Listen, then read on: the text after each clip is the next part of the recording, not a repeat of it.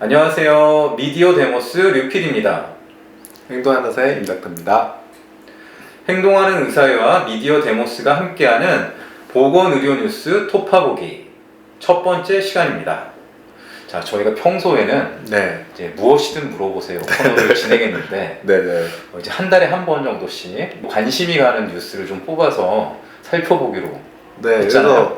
그래서 저희가 보면 요즘에 건강 관련한 뉴스들 되게 많고 네. 또 그다음에 그 보건의료 제도나 그다음 환경에 둘러싼 여러 이슈들이 또 있을 수 있잖아요. 네. 근데 이제 뉴스 뭐 저는 사실 이 그 영상을 제작하는 과정 속에서 우리 유피디와 얘기를 많이 나누는 편인데요. 나누다 보면 그냥 이를 뭐라고 할까요? 저는 그 업계에 있는 사람이잖아요. 그러다 보니까 뭐 이런 내용이지 이렇게 넘어갔던 부분인데 시민들이 보기에는 좀 낯설거나 조금 이렇게 설명을 보충해 주면은 더 좋은 정보가 전달될 수 있는 그런 분들이 있다는 걸 좀 보게 됐습니다. 그래서 그런 얘기를 서로 하다가 네. 한 달간 보고로 관련된 뉴스 중에서 우리 시청자분께 나눌 얘기가 있으면 뽑아서 이렇게 뉴스를 설명해 드리는 네. 이런 시간을 좀 만들어 보자. 그래서 지금 이렇게 만들게 된 것 같습니다. 맞습니다. 네, 그래서 저희가 지금 촬영하고 있는 지금 이제 7월 3주인데요. 네네. 사실 지금은 장마와 네. 폭우 때문에 지금 굉장히 고생하고 있긴 하지만 네. 이제 장마가 곧 끝날 테니까 네. 이 폭염과 관련한 뉴스를 좀 뽑아봤습니다. 네, 네. 첫 번째 뉴스는 제목이래요.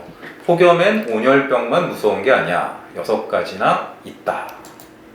네, 저희가 보통은 열사병이라든지 이제 온열 질환을 온열 많이 질환 얘기하는 거죠. 걱정하는데 네. 이 기사를 선정한 이유는 뭡니까? 그러니까 우리가 폭염에 대해서 건강을 내가 지키기 위해서 유의할 게 뭐냐 했을 때 말씀하신 것처럼 온열 질환만을 생각한다는 거죠. 네. 그런데 최근에는 이 폭염이라는 게 쉽게 말하면 인간이 견디기 힘든 인체가 견디기 힘든 어떤 기후의 변화잖아요. 네. 그러다 보니까 직접적으로 이 기온과 관련된 온열 질환 외에도 기존의 여러 병들이 더 많이 악화되는 경우들이 있다. 이런 것들이 보고가 많이 되고 있어요. 네. 그 다음에 두 번째는 결국은 폭염을 이겨내야 되는 거잖아요. 그렇죠. 그럼 신체적인 어떤 현재 컨디션이 안 좋은 분들, 예를 들어 영유아, 노인분들, 네. 이런 분들의 경우에는 당연히 다른 건강상의 문제가 더 잘 생기는 거죠. 이제 그러다 보니까 어떤 보고서에 의하면 응급실을 찾는 환자 수도 는다. 네, 이런 얘기까지도 나와요. 혹서기에. 네, 그렇죠. 그래서 우리가 단순히 이제 온열무 질환 외에도 이 폭염이라는 시기는 건강을 잘 챙겨야 되는 시기구나. 그거는 단순히 온열 질환만이 아니다. 이런 것을 좀 어떻게 보면은 보여주는 기사가 네. 저희가 찾다 보니 이 기사가 거의 유일했거든요. 그래서 여기서는 질환을 6개를 뽑았거든요. 심장마비, 뇌졸중, 편두통, 콩팥병, 고혈압 이렇게 뽑았는데 저 생각에는 한번 기사를 읽어보시면서요. 여기에 해당되시는 분도 네. 한번 참고하시면 될 것 같고요. 사실은 폭염이라는 조건에서 각각의 질환이 어떤 영향을 미치는지 연구가 다 나와 있지는 않아요. 왜냐하면 폭염이라는 게 1년에 우리나라의 경우에는 짧으면 한 10에서 15일, 길면 한 달 이렇잖아요. 네. 그거를 아직 그런 연구가 아주 체계적으로 되어 있지는 않지만 워낙 이제 기후 변화가 이제 되는 이제 시대다 보니까 점점 이런 연구들이 이제 많이 되고 있고 알려지고 있는 거죠. 네. 네. 그냥 상식적으로 생각해봐도 네. 이제 더우면 또 우리나라는 특히 습하잖아요. 그렇죠. 땀도 많이 나고. 사실 이제 여기서 말한 거는 좀 사실 중한 질환 위주로 좀 되겠죠. 예, 그러면 여름철의 경우에 폭염이 아니더라도 그런 피부 질환도 사실 많이 생기고, 그러니까 사실은 여름철 또는 폭염 시기 질환에 대해서 얘기하면은 할 부분들은 되게 많습니다. 근데 오늘의 핵심은 폭염이라는 시기가 사실 인체가 견디기 힘든 조건이기 때문에 오랜 질환 외에도 다른 기존의 질환이 가지신 분들은 내한테 폭염이라는 게 어떤 영향이 있는지 한번 좀 찾아도 보시고, 네. 그 다음 어떻게 하면 내가 이 폭염을 잘 견뎌서 현재 가지고 있는 질환이 악화되거나 네. 또는 더 나빠지는 것을 막을 수 있는지 한번 좀 생각하는 계기가 됐으면 좋겠다. 이렇게 좀 생각이 듭니다.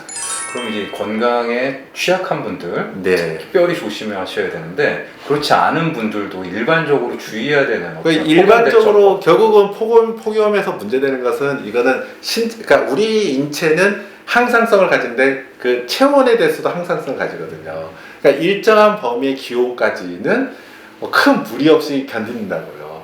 근데 이 일정한 기온이 넘어서게 되면 힘들게 되죠. 그렇기 때문에 결국 문제되는 것 중에는 그러면 땀이 많이 나기 때문에 탈수가 가장 문제되니까 적절한 물을 항상 섭취를 잘 해라. 그래서 혹시라도 야외에 좀 오랜 시간이 있을 것 같으면 저는 꼭 이 물통을 챙겨서 수시로 자기가 좀 갈증을 느낀다고 생각하면 물을 좀 드시는 게 좋겠고, 두 번째는 또 하나는 강한 햇볕이 문제인 거잖아요. 그렇죠. 그늘을 찾아야죠. 그늘을 찾아라. 네.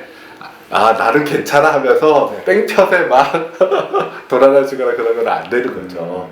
네. 요새는 양산 많이 쓰고 다니죠. 양산도 괜찮죠. 그게 결국 또 핵심에, 그래서 저가 보기에 첫 번째는 아까도 말했지만 탈수 예방, 물을 섭취를 잘해야 되고 수분. 두 번째는 이제 그늘. 세 번째는 저는 휴식이라고 봅니다. 충분히 쉬어줘야 된다. 쉬어줘야 되죠.